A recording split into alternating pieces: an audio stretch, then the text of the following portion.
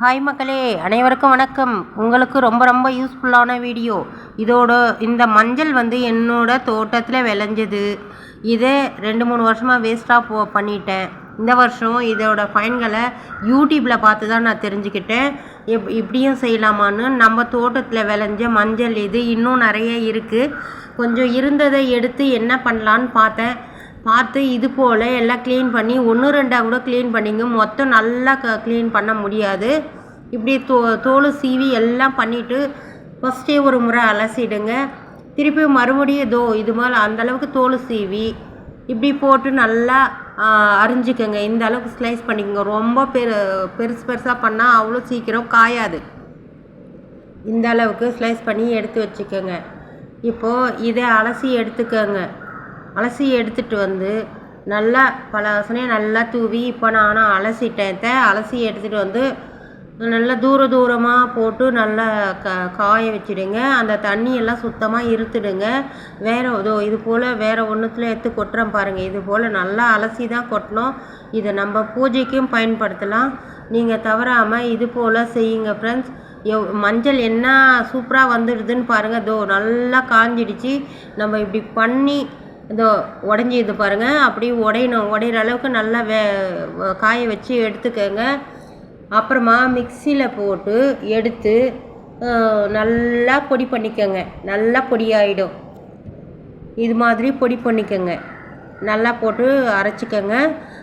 அரைச்சி நம்ம தேவைக்கு நம்மளே யூஸ் பண்ண செம்மையாக சூப்பராக வந்துடுச்சு பாருங்கள். இது நம்ம தேவையான அளவு நல்லா பொடி பண்ணிக்கலாம். கொஞ்சம் இன்னும் இருக்குது, இன்னும் பொடி பண்ணணும். இது அந்த அளவுக்கு நான் இப்போ நல்லா பொடி பண்ணிட்டேன். எல்லாம் பொடி பண்ணி எடுத்து கொட்டிக்குவோம். இப்போ அப்படியே யூஸ் பண்ணலாம். நமக்கு கொஞ்சம் நெஞ்சம் அந்த இது இருக்குது இல்லைங்களா, அதெல்லாம் கொஞ்சம் போட்டோன்னு சொல்லிவிட்டு நல்லா இன்னும் கூட கொஞ்சம் நல்லா இது பண்ணிக்கலாம். அப்புறம் நீங்கள் ஜெலிச்சி எடுத்துக்கங்க. ஜெலிச்சி எடுத்துக்கிட்டிங்கன்னா நான் அதுக்கு அடுத்து ஜெலிச்சி வச்சுட்டேன். இதை பாருங்கள். இதுக்கு அடுத்து ஜெலிச்ச பிறகு நல்லா சன்னமாக வந்துடுச்சு. நம்ம வீட்டுக்கு ஒரிஜினல் மஞ்சத்தூள் என்னோடய தோட்டத்தில் விளைஞ்சது, ஆர்கானிக் முறையில் விளைய வச்சது. நீங்களும் இது போல் உங்கள் தோட்டத்தில் நட்டு தேவைக்கு இது போல் மிஷினில் போய் அரைக்கணும் அப்படி இப்படியெல்லாம் தேவை கிடையாது. நம்ம கொஞ்சம் நம்ம சேகரித்து இது போல் அரைச்சி வச்சுக்கணும். அதிகமாக வச்சாலும் பூச்சி வச்சிடும். இப்போ இது திட்டமாக இருக்குது. இது போல் மஞ்சளை சேகரிங்க. நம்ம வீட்லேயே இது யூஸ் பண்ணிட்டா என்னோடய தோட்டத்தில் விளைஞ்சது இது.